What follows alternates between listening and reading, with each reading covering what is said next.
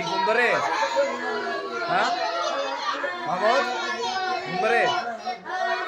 ঘুম ধরে নি? ঘুম ধরে না? তুই ঘুমাইতেছিস তাহলে? চোখ বন্ধ হয়ে গেছে? ঘুমাও নাই? চোখ বন্ধ হয়েছে? ঘুমাও নাই তুমি?